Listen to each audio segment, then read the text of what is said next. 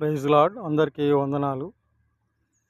దేవుని వాక్యం ఏంటంటే, దయాదృష్టి గలవాడు తన ఆహారంలో కొంత బీదలకు ఇచ్చును. ఎవరికైతే దయ ఉంటుందో ఇతరులకి ఆహారాన్ని ఇచ్చేవారుగా ఉంటారు. అంతేకాకుండా యోబు తన పల్లెములోని ఆహారాన్ని బీదలకు ఇవ్వకుండా ఏ రోజు కూడా భోజనము చేయలేదు. అలాగే యేసేపు కూడా భోజనాన్ని పెట్టి తన కుటుంబ సభ్యులని, తన ఐగుప్తు దేశ సంబంధులని, కానాను దేశ సంబంధుల్ని, నానా దేశ ప్రజలందరినీ యేసేపు బ్రతికించుకున్నాడు. ఆహారాన్ని పంచిపెట్టి. ఆహారాన్ని దాచిపెట్టే వాని మీదకి మరి శాపం వస్తుంది. ఆహారాన్ని పంచిపెట్టేవాడు దీవెన పొందుతాడు. అంతేకాకుండా యేసేపు తన సహోదరులతో చెప్తూ వచ్చినాడు, మీరు భయపడకుడి, నేను మిమ్మును మీ పిల్లల్ని పోషించెదను. అదే రీతిగా యేసు ప్రభు మనల్ని అతి శ్రేష్టమైన గోధుమలతో పోషిస్తూ ఉన్నాడు. మన పోషకుడు ఆయన వాక్యం చేత పోషిస్తూ ఉన్నాడు.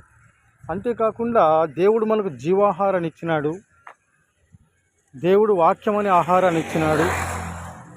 దేవుడు జీవాహారము, జీవ పానీయాన్ని ఇస్తూ వచ్చినాడు. ఇంతవరకు మనల్ని పోషిస్తూ ఉన్నాడు, ఆహారాన్ని ఇస్తూ ఉన్నాడు.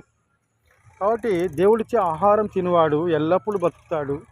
దేవుడిచ్చే జీవాహారం తినివాడు నిత్య జీవం పొందుతాడు. దేవుడిచ్చే ఆహారం తినివాడు అంత్యదినంలో వాడు లేపబడతాడు. అంతేకాకుండా మీరు అక్షయమైన ఆహారం కొరకే కష్టపడవాలని దేవుడు చెప్తూ వచ్చినాడు. అక్షయమైన ఆహారము మరి తన కుమారుడైన యేసు ప్రభువే. అక్షయమైన ఆహారం తింటే వాడు బ్రతుకుతాడు, నిత్యజీవం పొందుతాడు, పునరుత్థానంలో పాలు భాగస్తులు అవుతాడు. అంతేకాకుండా మీరు అక్షయమైన ఆహారం కొరకే కష్టపడవలను, అది దేవుని కుమారుడిచ్చును. అక్షయమైన ఆహారము యేసు ప్రభువు, అక్షయమైన ఆహారము వాక్యము. మనము ఈ లోకంలో వాక్యం కొరకు, యేసు ప్రభు కొరకు, మనము ప్రజలందరి కొరకు, క్షేమం కొరకు మనం జీవించబద్ధులమై ఉన్నాం.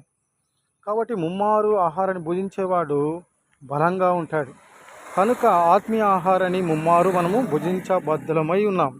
అంతేకాకుండా నేను కూడా మరి నా ప్రజల క్షేమం కొరకై, తరువాత స్నేహితుల క్షేమం కొరకై, పరిచయస్తుల క్షేమం కొరకై, దేశ క్షేమం కొరకై మరి ప్రార్థన చేయకుండా ఏనాడు కూడా భోజనము చేయను.